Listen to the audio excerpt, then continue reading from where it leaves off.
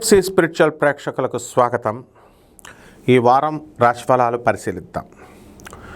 ఓం వసుదేవసుతం దేవం కంసచాణూరమర్ధనం దేవకీ పరమానందం కృష్ణం వందే జగద్గురుం.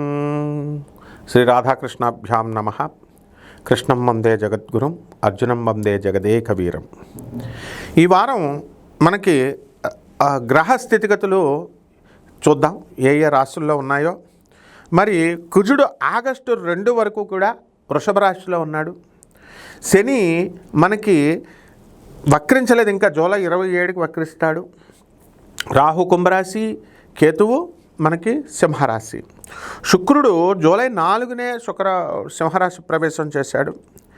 అదేవిధంగా ఈ యొక్క గురుడు కర్కాటక రాశి, రవి వచ్చేసరికి జూలై 16 నుంచి మనకి ఈ యొక్క కర్కాటక రాశిలో ఉన్నాడు. ఇకపోతే బుధుడు జూలై 22 నుంచి కూడా కర్కాటక రాశిలో ఉన్నారు.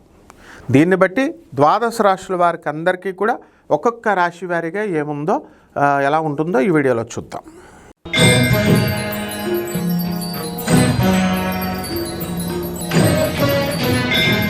సింహరాశి.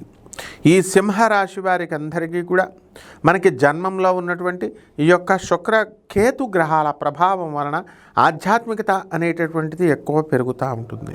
ఎప్పుడు చూసినా డ్రైవింగు, పిల్లల్ని కాలేజీలకు దింపాలా, హాస్టళ్ళకి దింపాలా, ఇలాగే మీ జీవితం అంతా కూడా ఈ వారం డ్రైవింగ్తోనే పూర్తయిపోతూ ఉంటుంది. ఇక మృష్టాన్న భోజనము, బంధువులతో ఈ యొక్క మీటింగులు, ఈ విధంగా బిజీగా ఈ వారము మీ జీవితం ఉంటుంది.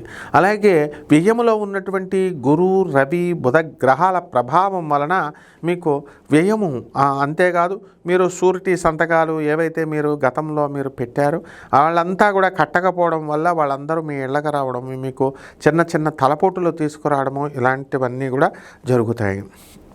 అదేవిధంగా మనకి రాజ్యస్థితిగతుడైనటువంటి కుజగ్రహ ప్రభావం వలన పోలీస్ డిపార్ట్మెంటుల్లోనూ, ఆ తర్వాత ఇన్కమ్ ట్యాక్స్, కమర్షియల్ ట్యాక్స్, ఈ ఫైర్, ఇలాంటి డిపార్ట్మెంట్లో చేస్తున్నటువంటి వాళ్ళందరికీ కూడా ప్రమోషన్లు రావడానికి అవకాశాలు ఉన్నాయి.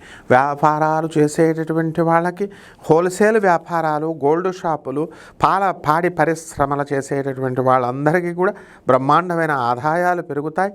అలాగే చక్కగా ఈ సింహరాశి వారికి అందరికీ కూడా సప్తమ స్థితిగతుడైనటువంటి రాహుగ్రహ ప్రభావం వలన జీవిత భాగస్వాములతో, వ్యాపార భాగస్వాములతో మీకందరికీ కూడా మనస్పర్ధలు రావడము, ఇలాంటివన్నీ కూడా ఉంటాయి. భాగ్యంలో ఉన్నటువంటి ఈ యొక్క శనిగ్రహ ప్రభావం వలన మీకు చక్కటి లాభాలు కలుగుతాయి. చక్కగా మీ పూర్వీకుల నుంచి ఆస్తిపాస్తులు మీకు కలిసి రావడం జరుగుతుంది. అందువలన ఈ సింహరాశి వారు కేతు జపం చేసుకోండి, కేతు స్తోత్రాలు చదవండి. అలాగే శుక్ర జపం చేయండి, శుక్ర స్తోత్రాలు చదవండి. దశ మహావిద్యల్లో ఒకటైనటువంటి కమలాత్మిక అమ్మవారి యొక్క ఆరాధన మీరు చేసుకోండి. జమ్మి చెట్టును మీ ఇంట్లో పెంచి పూజ చేయాలి. ఈ రకంగా చేసుకుంటే బ్రహ్మాండంగా ఉంటుంది. శుభమస్తు.